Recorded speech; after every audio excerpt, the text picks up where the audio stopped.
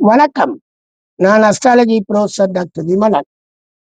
பரிவர்த்தனை யோகத்தை பத்தி ஜோதிட சாத்திரத்துல சொல்லும்போது, நன்மையான பலன்கள், தீமையான பலன்கள்னு 2ஆ பிரிச்சிருக்காங்க. மகா யோகம், தைன்ய யோகம், ககல யோகம் சொல்லி 3 பிரிவாக இந்த பரிவர்த்தனைய பிரிச்சிருப்பாங்க. அது என்னுடைய அபிப்பிராயம் என்னன்னா, தன பாக்கியாதிபதி பரிவர்த்தனை யோகத்துல இருக்காங்கன்னா, மேஷ லக்னம் அப்படின்னு எடுத்தோம்னா தனாதிபதி சுக்கிரன், பாக்கியாதிபதி குரு. இதுல குரு எப்பயுமே சுக்கிரனை வெறுப்பான். சுக்கிரன் போய் ரிஷபராசியில இருக்கிறான், பகை பெறான்.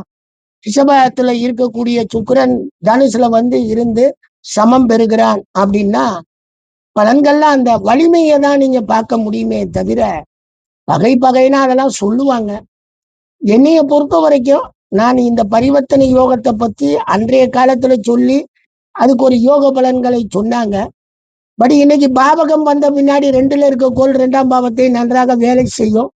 அது வேற கெட்ட பாவத்துல இருக்கக்கூடிய சாணம் வாங்கியிருந்தாலும் இது இருக்கக்கூடிய அடிப்படையிலையும் பலன் தருங்கிற அந்த கருத்து இருக்கிறதுனால, பரிவர்த்தனை யோகத்தினால் நம்ம அடையக்கூடிய நன்மை என்னன்னா, நல்ல பாவக பரிவர்த்தனையில நமக்கு அந்த பாவகத்தின் அடிப்படையில செயல்பாடுகள் தசாபுத்தியில நடக்கும்போது நமக்கு நற்பலன்களை அனுபவிக்கக்கூடிய யோகம் தான் கிடைக்குதுங்கிறது என்னுடைய அபிப்பிராயமாவும் இருக்குங்க. நன்றிங்க.